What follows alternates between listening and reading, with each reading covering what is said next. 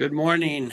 Welcome to Daily Focus. I appreciate the time that you are sharing with me this morning as we look at Psalm chapter 26 in our continual process through this amazing book of Psalms. And Psalm 26 has the words, "Examine me, O Lord."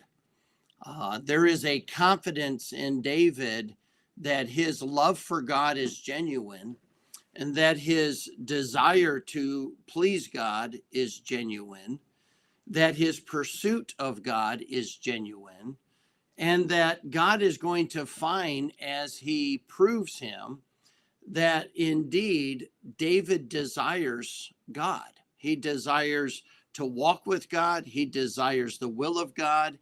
He desires to worship God, and that he does not want to be distracted by the things of life. He wants to be singular focused in his affection and desire.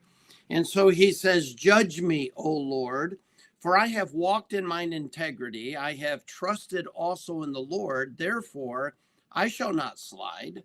Examine me, O Lord, and prove me," or test me. "Try my reins and my heart."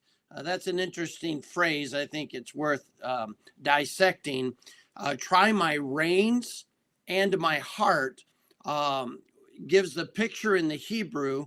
The idea of reins is my affections, it is my desires. The word heart there is talking about my decision maker, my will. And he is saying, I want you to see what I desire most. What is the seat of my affections? And I want you to know what it is that motivates my will. What is the key determiner of my decisions? And test those, examine those, try those, because I want you to see what is really there, O Lord. For thy loving kindness is before mine eyes, and I have walked in thy truth. I have not sat with vain persons, neither will I go in with dissemblers. In other words, David said, I'm not sitting around talking about other people. I'm not sitting around trashing people who I disagree with. I'm not sitting around trying to promote my agenda at the expense of somebody who disagrees with me.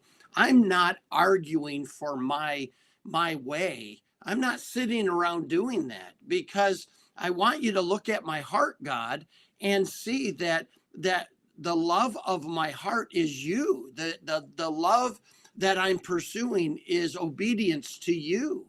I don't want my own way. Doing what I think is dangerous. Getting what I want can be the worst and most dangerous thing for me. God, I want you.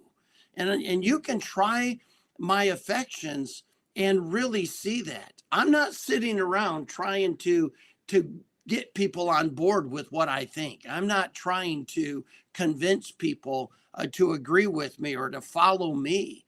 I want you to try my heart and my affections and know that I love you.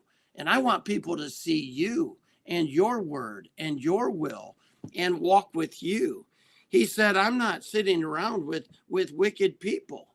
I'm not, in verse number 5, I have hated the congregation of evildoers and will not sit with the wicked. In other words, I'm not here just giving my heart and life to things that do not matter, things that are just found in this life alone. I'm not sitting around pursuing selfishness and sin. I'm not really wanting the influence of that negativity of sinfulness and evil permeating my thinking. I don't sit around and do that, Lord. You can try my heart and my affections and know that that's not who I am. I will wash mine hands in innocency, so will I compass thine altar, O Lord. In other words, Lord, I just want to spend time with you. More than anything else in life, I want to have your presence. One of the most devastating things that David experienced with his sin with Bathsheba was that he knew that the Spirit of God had departed away from him. And in Psalm 51, he pleads with the Lord, take not thy spirit from me. In other words, I want your presence. I want your power on my life. I want the purpose that you bring, and I want to follow your plan. That's why I exist. And God, you can examine me, and you can try my affections, and you can try my will, and find that I desire you above all things. And so my question for all of us is can we say that? Is that something that we're confident enough to go to God today and say, you know what? You examine me, you prove me and test me, you try me and look at my desires and my will and say, is this person love me above all things and desire to please me above all things? I hope that can be true.